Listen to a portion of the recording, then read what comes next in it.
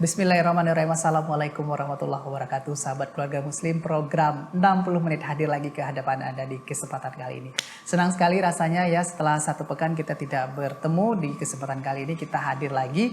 Nah, saya ingatkan kepada Anda bisa menyaksikan program 60 menit serta program Salam TV lainnya dari satelit Telkom Merah Putih atau juga dari TV berlangganan My Republik di channel 285, serta dengan mudah bisa mengakses semua program Salam TV dari handphone Android Anda. Caranya, Anda silahkan install aplikasi Salam TV dari Google Play Store.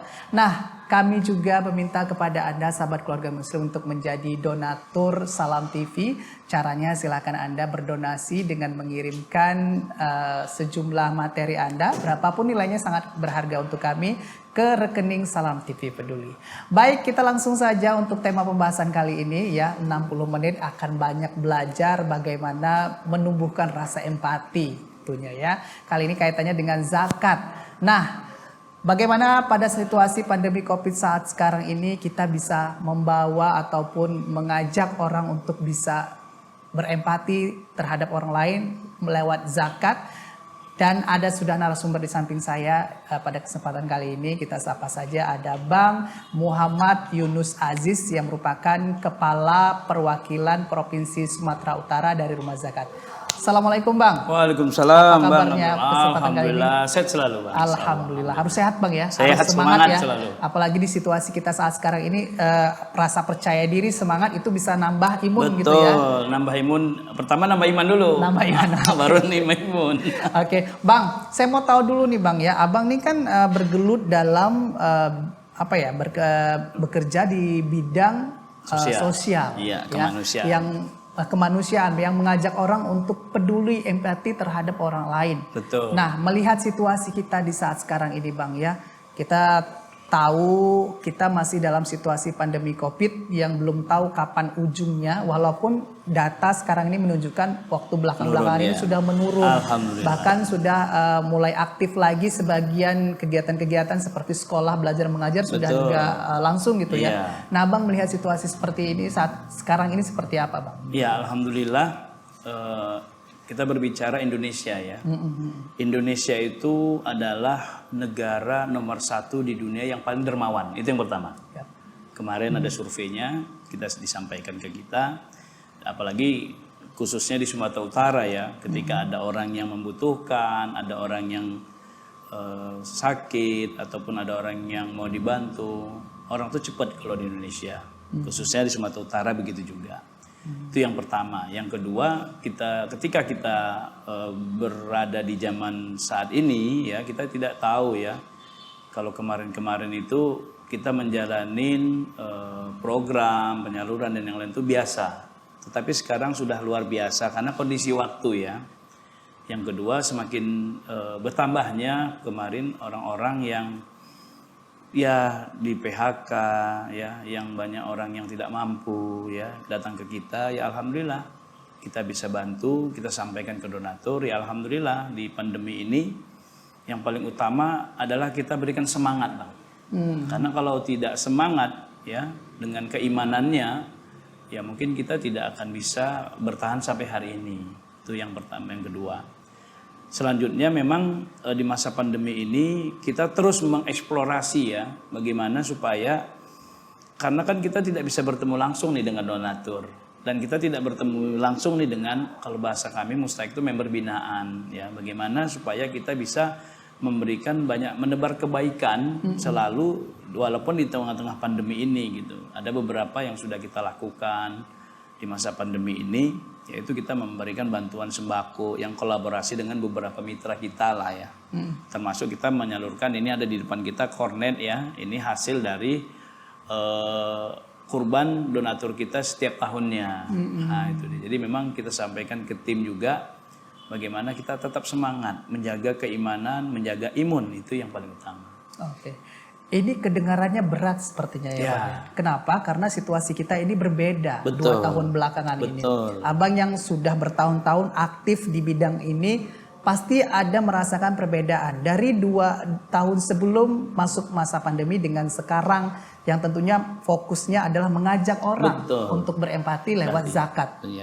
Bagaimana Bang, Abang kemudian beradaptasi, kemudian bagaimana Abang melihat perbedaan dari waktu sebelum dan sesudah saat masa pandemi saat ini? Iya, kalau di tahun-tahun pertama pandemi itu kan kita terbatasin ya untuk bisa ketemu dengan mitra ataupun member binaan kita.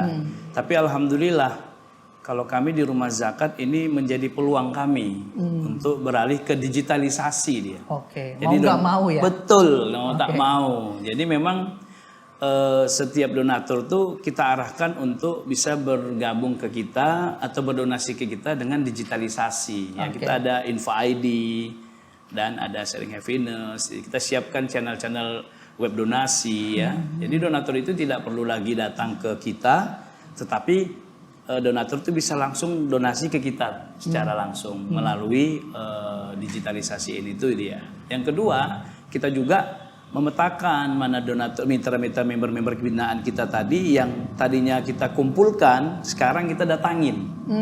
Jemput bola ya? Ya, ke rumah-rumah dia. Kalau dulu kita kumpulin di satu tempat, kita bagi di sana selesai. Tapi sekarang Allah kasih kemudahan, kita datangi bisa bersilaturahmi langsung. Jadi ketika nanti ada bantuan kita titip di rumahnya, habis itu kita pergi gitu. Karena kan kita menjaga jarak juga dengan protokol kesehatan.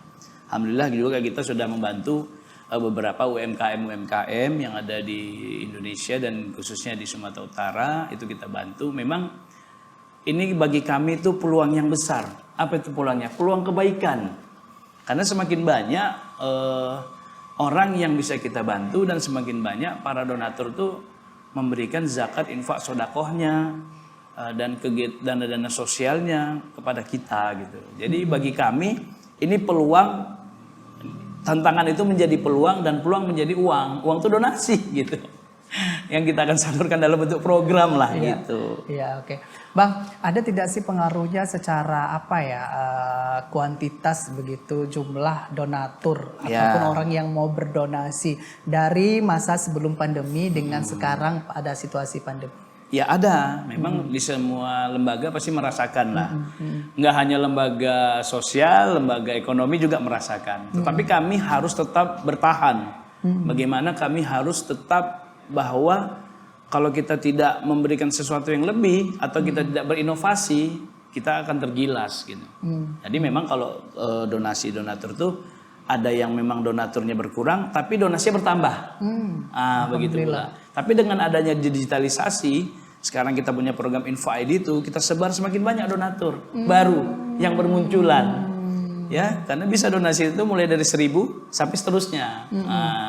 Jadi memang inilah cara Allah bagi kami bahwa inilah kita dididik untuk bagaimana bisa semakin empati, terus kita semakin bisa menjaga tim, ya kan?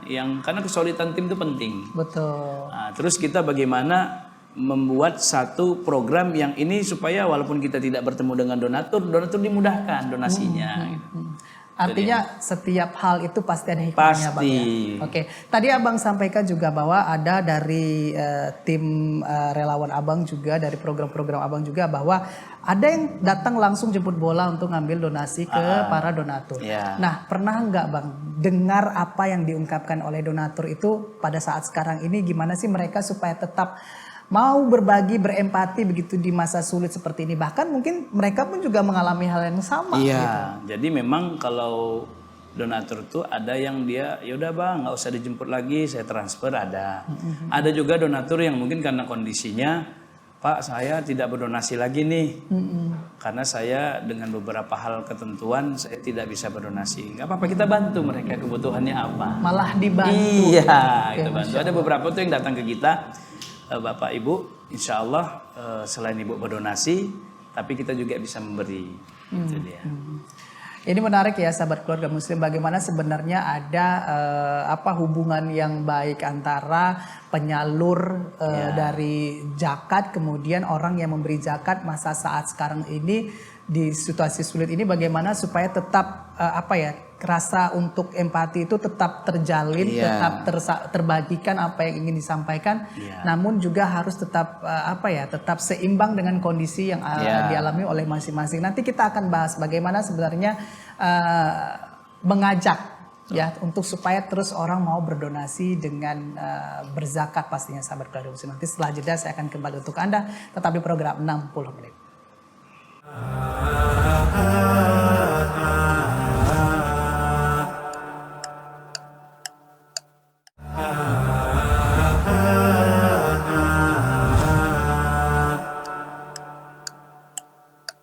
Ya, baik sahabat keluarga muslim, kita kembali lagi di program 60 menit. Bang, tadi ya kalau kita kembali lagi, sebenarnya apapun yang yang terjadi saat ini, yang sudah ditakdirkan Allah Subhanahu wa taala saat ini, itu pasti ada hikmahnya ya. Tadi yang Abang sampaikan juga luar biasa, akhirnya lembaga rumah zakat beradaptasi, menciptakan inovasi-inovasi yang disesuaikan dengan kondisi sekarang ini, terciptalah aplikasi-aplikasi digital. Nah itu tapi kan melewati proses yang nggak mudah ya Bang. Ya. Bagaimana proses adaptasi melewati itu semua sehingga tercipta inovasi-inovasi baru itu Bang? Iya, memang pada dasarnya sebelumnya kan kita ini ada donasi offline. Nah itu dijemput, terus kita ada kota infak juga itu yang sebelumnya. Yang kedua kita terus bertransformasi, ada orang berdonasi bisa melalui di belakang kita ini ada QRIS. Ya? Ini QRIS. Nah ini bisa pakai payment channel ya, e-wallet lah ya, e-wallet apapun namanya. Nah, bisa pakai di sini. Setelah itu bertransformasi, kita sudah ada namanya Info ID, sudah bisa dibuka melalui handphone. Nah, jadi ini kita tinggal share saja ke donatur. Selain kita nge-share misalkan tentang kebaikan ke donatur ya, terus donatur juga mendapatkan program-program dari kita. Terus kita selipkan di sini bisa berdonasi melalui Info ID. Nah, Info ID itu ketika mereka klik, mereka bisa masuk ke dalam program Info ID kita. Dan di situ bisa terlihat Bang, siapa saja yang mau berdonasi ke Info ID itu tahu. Terdata. Kalau dia nanti misalkan saya Yunus, saya klik misalkan terdata nama saya. Tapi kalau saya nggak mau, saya buat apa? Misalkan hamba Allah gitu kan. Nah, ketahuan di sini. Jadi misalkan kita bisa langsung sampaikan ke donatur-donatur baru. Jadi nanti donatur itu akan sampaikan kita programnya MLM juga, mulut dan mulut ya, atau message gitu ya.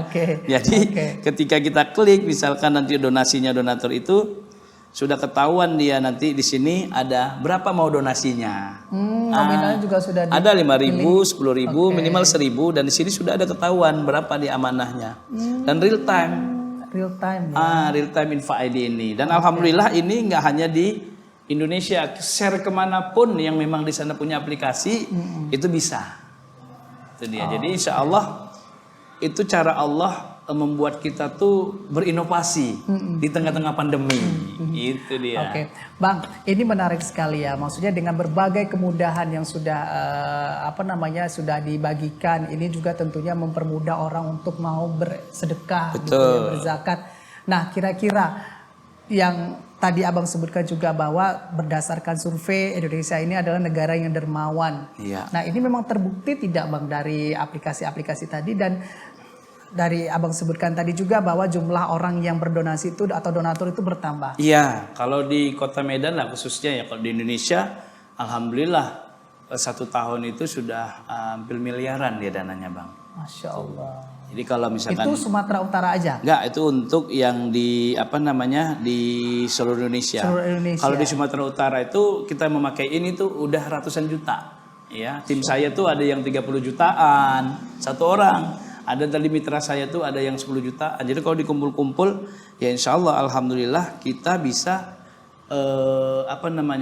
walaupun kita tidak langsung bertemu, tetapi dengan gadget ini orang berdonasi di sini alhamdulillah bertambah. Dan kita bertambah donatur baru di sini, gitu dia. Masya Allah ya. Jadi orang juga jadi sekarang kalau dulu rasanya orang mau berzakat ya atau bersedekah maksud saya dengan nominal yang kecil 1.000, 10.000 itu kan malu ya Bang ya. Dengan kemudahan ini orang jadi ya udah tinggal klik aja mau ada rezekinya berapa ya udah nggak perlu lagi mikir malu-malu gitu ya.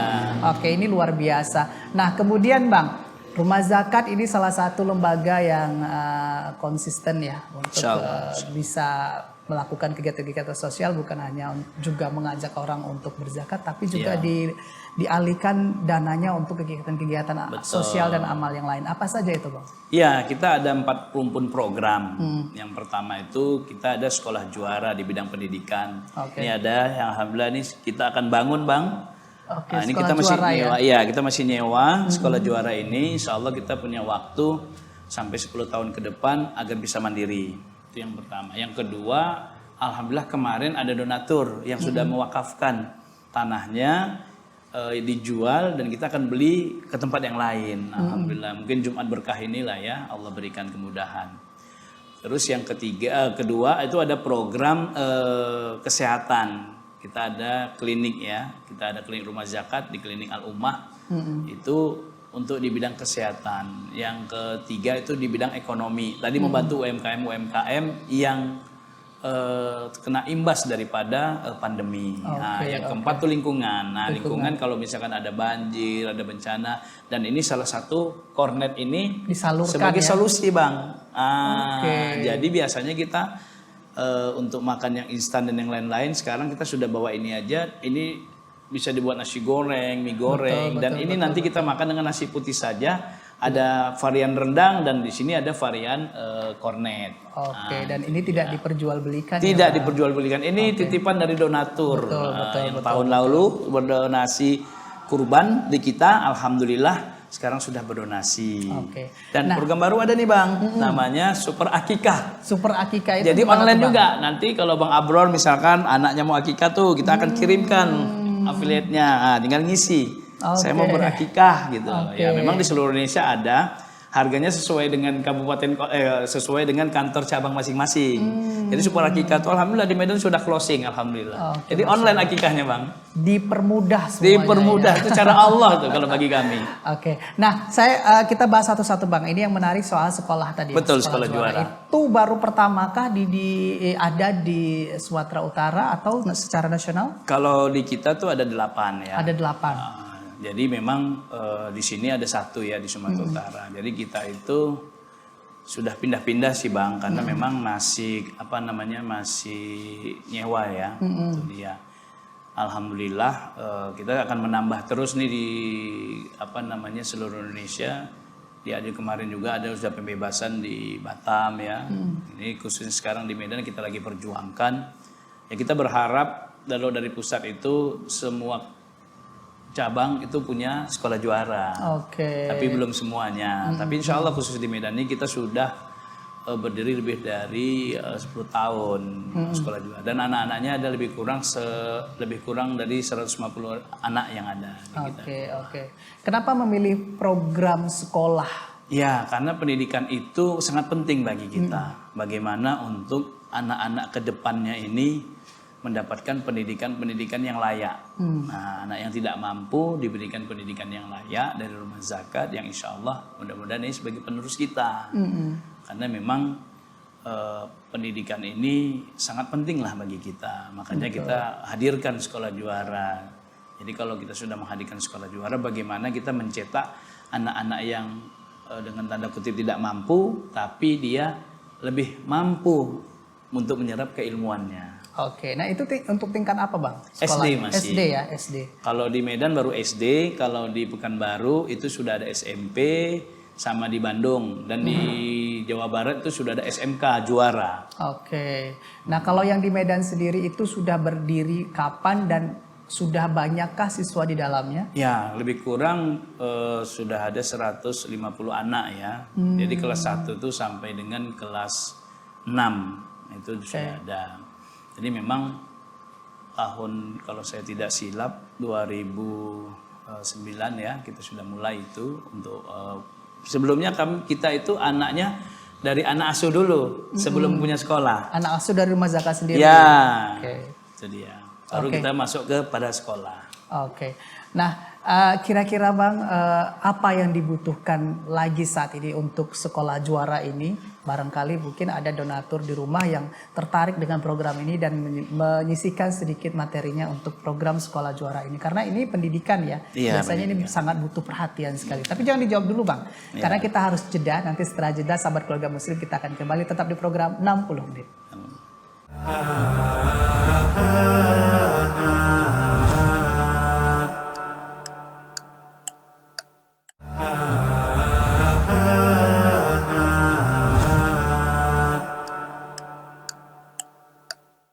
Ya, memang kalau kita bicara soal dunia pendidikan ya, rasanya memang pendidikan di Indonesia ini masih sangat butuh perhatian ya, baik dari segi pendanaan ataupun dari segi materi dunia pendidikan itu sendiri.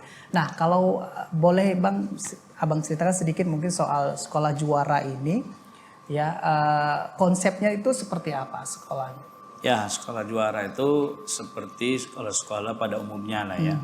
Tapi kita memakai multiple intelligency. Bagaimana anak-anak itu yang tidak mampu, dia masuk ke rumah zakat, di situ dia menjadi bangga. Ya, menjadi bangga dan dia bisa menjadi para juara.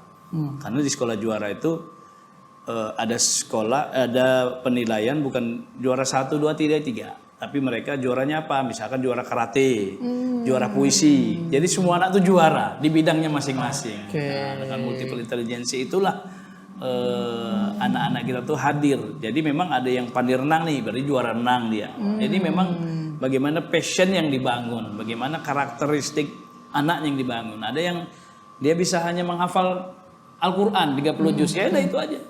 Nah, tapi tetap dengan pendidikan-pendidikan yang formal kita sampaikan. Jadi memang anak itu akan kita lihat nih karakteristiknya di mana nih, dia fashionnya di mana nih. Ada yang dia pandai menggambar, silahkan kita kembangkan. Ada yang pandai berenang, silahkan. Ada yang pandai silat, silahkan. Seperti itu dia Bang. Sudah ada tidak siswa-siswanya yang mencetak prestasi? Ada beberapa siswa kita, anak-anak juara tuh ada yang ikut perlombaan tahfiz, mereka menang. Insya Allah. Terus ikut kemarin tuh futsal, ikut menang. Alhamdulillah lah banyak prestasi-prestasi yang sudah ditorehkan. Yang paling dibutuhkan sekarang Bang dari sekolah juara itu apa? Ya, kalau yang dibutuhkan kita sekarang lagi mau pembebasan sekolah juara. Jadi memang kalau di Medan ini kan lumayan mahal juga ya Bang ya. Kita sudah melakukan kemarin gerakan gelombang wakaf namanya. Alhamdulillah 2 tahun berturut-turut kita kumpulkan donasi.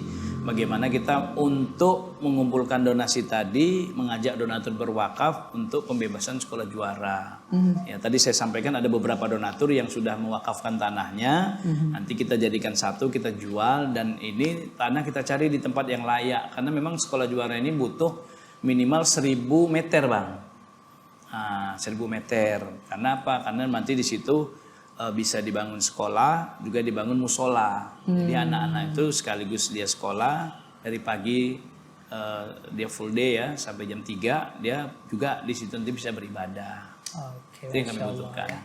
Baik, nah kita beralih ke program berikutnya. Tadi ada yang menarik juga terkait dengan UMKM ya, pengelolaan UMKM ini menarik ya Bang ya, karena di masa sekarang ini memang banyak sekali UMKM itu yang terpuruk, butuh perhatian khususnya, kemudian juga butuh dukungan. Nah, bagaimana kemudian program UMKM dari Rumah Zakat ini? Iya, program ekonomi yang kita gulirkan itu sekarang kita punya namanya RI ya, Relawan Inspirasi. Di setiap desa berdaya. Di setiap desa berdaya juga di situ akan dibangun terkait program ekonomi. Kalau pemerintah dia punya BUMDes, kita punya BUMAS namanya. Badan Usaha Milik Masyarakat. Ada di 20 kabupaten kota di Sumatera Utara ini. Kita bangun sesuai dengan kebutuhan di masyarakatnya berbeda-beda Bang.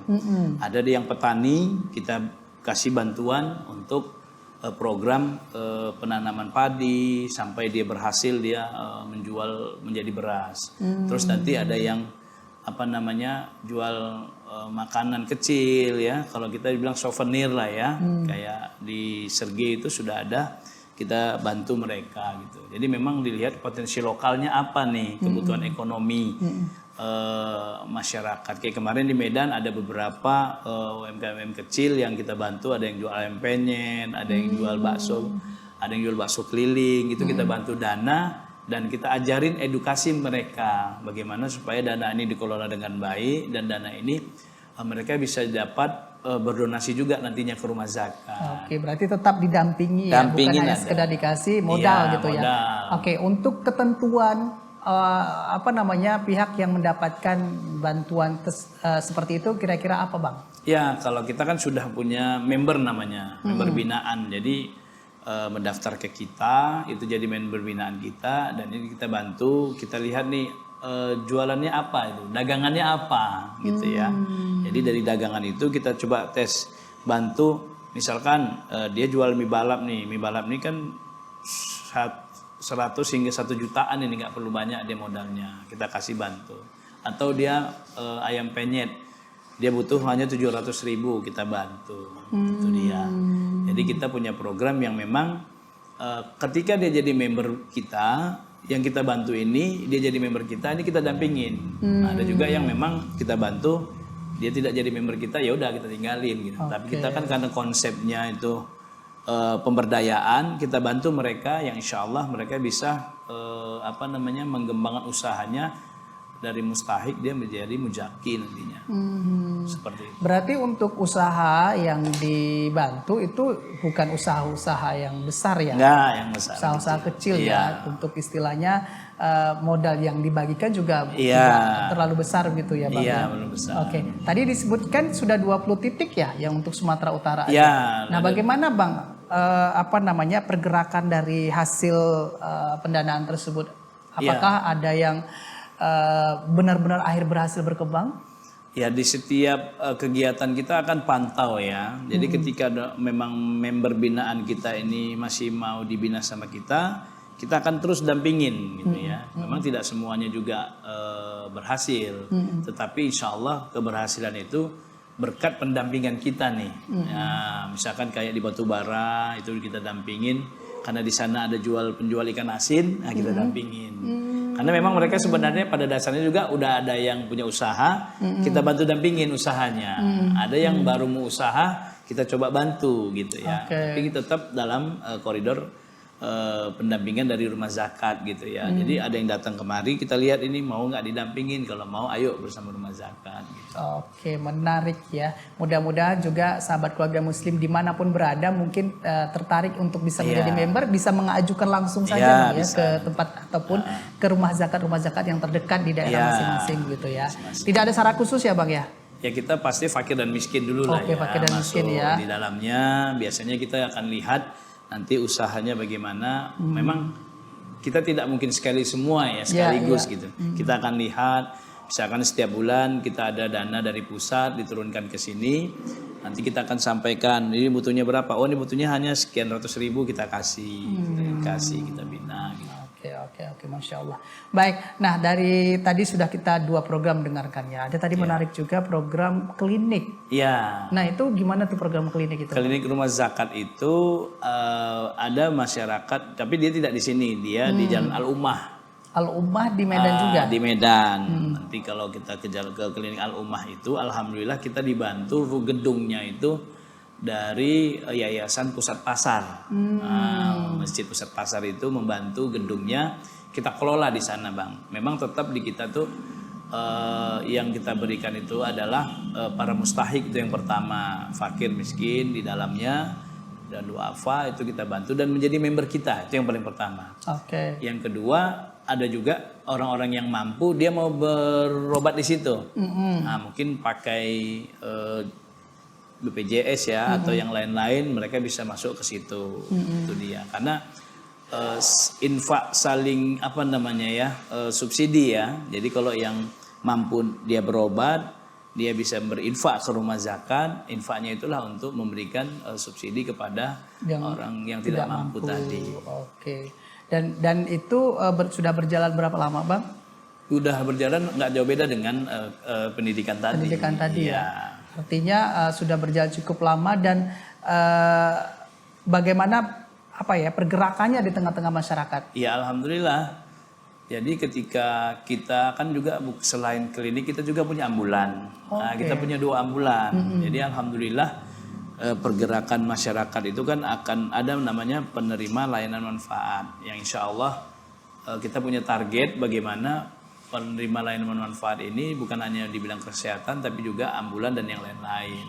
Oke, ini Masya Allah sekali ya sahabat keluarga muslim, artinya banyak sekali yang diberikan rumah zakat tentunya untuk bisa membantu sahabat keluarga muslim yang dalam kondisi sulit pastinya Bang ya. Terutama tadi yang disebutkan adalah kepada para fakir dan miskin lewat program-program rumah zakat.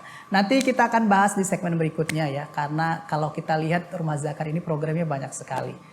Nah, seperti apa rumah zakatnya ini memaintain program-program tersebut nanti kita akan lanjutkan setelah jeda, tetap di program 60 menit.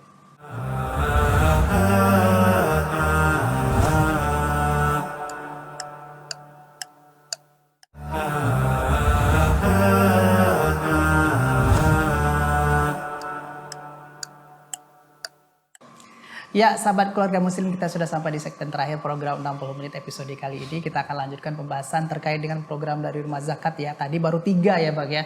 Pertama tadi yang sudah kita bahas terkait dengan pendidikan, kemudian juga ekonomi, kesehatan, kemudian yang terakhir lingkungan ya.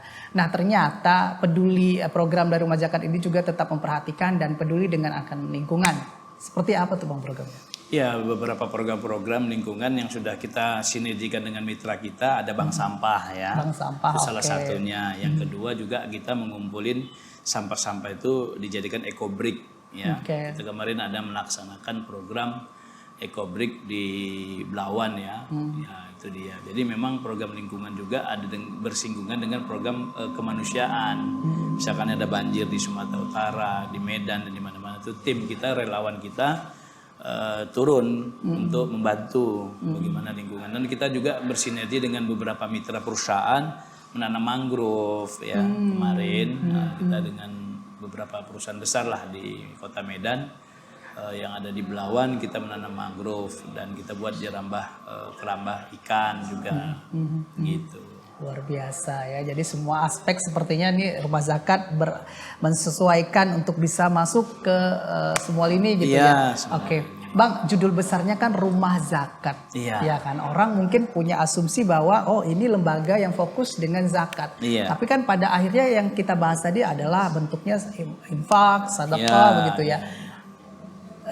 Kemudian di mana sebenarnya perbedaannya, kemudian yang mana yang akhirnya menjadi prioritas? Iya, kalau di rumah zakat ini kan sebenarnya kita filantropi ya. Nah, jadi kalau berbicara tentang filantropi itu tidak hanya berbicara tentang orang bayar zakat selesai, tidak. Tetapi bagaimana kalau filantropi ini bisa lebih besar lagi gitu ya, dengan program-program. Misalkan sekarang di masa pandemi ya, kita bantu kemarin dengan mitra kita, donatur kita memberikan donasi kita itu, kita bantu para pemulesar jenazah, kita bantu nakesnya ya, tenaga-tenaga kesehatan. Kalau di tahun pertama itu kita banyak menyebarkan APD ya, APD, terus kita menyemprot masjid-masjid, beberapa masjid dan beberapa tempat dengan desinfektan. Terus kita membagikan hand sanitizer dan yang lain-lain. Terus kita membagikan sembako ya. Banyaklah hal-hal yang kita lihat program ini di masa pandemi apa yang dibutuhkan di masyarakat ya. Jadi itu yang kita lakukan. Jadi bukan hanya terkait zakat saja, tetapi dengan kita menjadi filantropi ya, mudah-mudahan menjadi filantropi dunia. Bang Abrar mohon doakan yang insya Allah kita bukan hanya membantu di Indonesia saja, tetapi kita bisa membantu keluar ya, saudara-saudara kita di Rohingya, di Palestina, di Uyghur, di Thailand, di Filipina, di mana ada bencana di sana yang kita bisa masuk, memiliki akses di sana, kita ke sana membawa. Ini pun kornet kita bawa ke sana. Solusi ini. Jadi kalau untuk kita buka dapur umum, kita sudah ada kornet, varian kornet dan varian rendang. Namanya Super Kurban namanya. Super Kurban ya. Ini produksi dari rumah zakat sendiri. Iya, rumah zakat ini. Kenapa akhirnya memilih produk kornet ini, Bang? Ya karena kita lihat potensi bencana di Indonesia kan besar, Bang. Jadi bagaimana setiap bencana itu kita turun, kita berpikir bagaimana mereka tuh walaupun dia tertimpa musibah, tertimpa bencana, mereka masih merasakan ini daging, ya daging kurban. Daging kurban, ini daging tahan. sapi atau daging kambing? Ada sapi dan ada kambing. Oke. Dan ini bisa tahan, ada kalau yang kornet itu bisa 3 tahun, kalau yang rendang 2 tahun.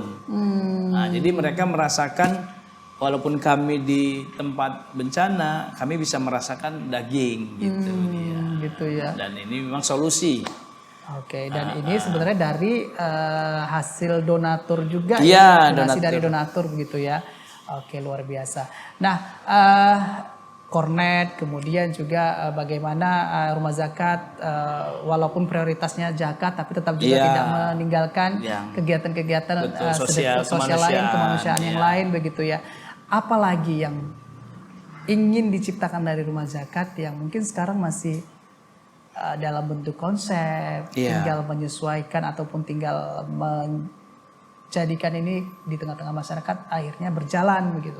Iya, bagaimana kita ke depannya itu rumah zakat mempermudah donatur untuk bertransaksi donasi lah ya. Oke. Makanya sekarang kita membuat platform Infa ID itu digital, itu bagaimana semua orang bisa berbagi kapanpun dan dimanapun dan berapapun, mau 1000 boleh. Oke. Tapi rutin, makanya sedekah subuh itu sekarang kita sudah kirimkan tuh sedekah subuh, siapa yang mau berdonasi di Infa ID, insya Allah ini akan bisa dimudahkan. Jadi bagaimana Allah tuh mengajarkan kita di masa pandemi ini untuk memudahkan semua orang, untuk membantu semua orang dalam kolaborasi kebaikan. Jadi memang kita mengeksplor terus ini kebutuhan-kebutuhan masyarakat ke depannya bagaimana. Ya, jadi memang secara virtual kita ketemu, secara walaupun tidak ketemu dengan donatur secara langsung, bagaimana kita memfasilitasi donatur dengan digitalisasi. Oke. Itu dia. Masya Allah ya. Baik Bang, ini di kesempatan terakhir ya, mungkin Abang bisa sampaikan kesimpulan dari pembahasan kita. Ya, bagaimana masyarakat itu tetap bisa berempati Iya. untuk menyalurkan zakatnya, sedekahnya, infaknya, wakafnya kepada orang-orang yang membutuhkan sekalipun dalam situasi sulit. Iya, kami pertama terima kasih buat donatur kami. Kami berdiri di sini dari tahun 2004, Bang. Di masa dulu ada tsunami ya. Tsunami di Aceh, alhamdulillah itu menjadi peluang kita buka kantor di Medan. Dari 2004 sampai dengan 2021 lebih kurang 17 tahun. Kami terima kasih banyak buat donatur kami yang masih percaya kepada kami, amanahnya kami dititipkan ke kami kelola dan ingatkan kami Bapak Ibu donatur kalau kami mungkin ada yang kurang ya dalam mengelola ini, karena kita semua saudara. Itu yang pertama. Yang kedua, terima kasih juga untuk member binaan kami nih. Jadi kalau donaturnya memberi, pemberian donatur kami kasih ke member kami, ya insya Allah mudah-mudahan tetap terjaga amanah itu dari titipan daripada donatur kepada member-member binaan kami. Dan terima kasih juga nih buat Salam TV yang sudah berkolaborasi nih dengan Rumah Zakat. Ini kali kedua ya Bang ya. Dulu saya pernah di tahun 2019 sebelum pandemi. Nah ini kali kedua Rumah Zakat diundang untuk program-program bisa disampaikan di Salam TV. Terima kasih banyak Salam TV. Oke. Nah, bagaimana Bang kira-kira untuk masyarakat ini supaya empatinya itu tetap ada di dalam dirinya gitu? Iya, makanya di pandemi ini sebenarnya Allah mengajarkan kepada kita untuk selalu berbagi ya, mengingat saudara-saudara kita itu yang insya Allah mudah-mudahan dengan adanya pandemi ini kita tetap bersama-sama nih bisa berbagi ya dengan kita bersama Rumah Zakat juga. Ya, mungkin begitu Bang. Oke, baik. Ya, sekian ya untuk program episode 60 menit kali ini. Terima kasih sekali Bang. Ya, sama-sama, mudah-mudahan Bang. mengedukasi kita semua bagaimana kita supaya tetap bisa empati begitu ya. Nah, bisa berbagi untuk orang-orang yang ada di sekitar kita dalam kondisi dan situasi seperti apapun. Sekali lagi terima kasih Bang. Ya, mudah-mudahan insya Allah bermanfaat untuk kita semua sahabat keluarga muslim, dan mudah-mudahan Anda bisa mengambil banyak hal positif dari hasil perbincangan kita dan bisa Anda terapkan dalam kehidupan kita sehari-hari untuk menjadikan kita pribadi yang lebih baik lagi dari waktu ke waktu. Saya mewakili seluruh kru dan kerabat kerja yang bertugas pamit undur diri dari hadapan Anda. Saksikan terus program 60 menit. Kita akan bertemu lagi pekan depan serta program-program Salam TV lainnya. Billahi taufiq wa hidayah. Assalamualaikum warahmatullahi wabarakatuh.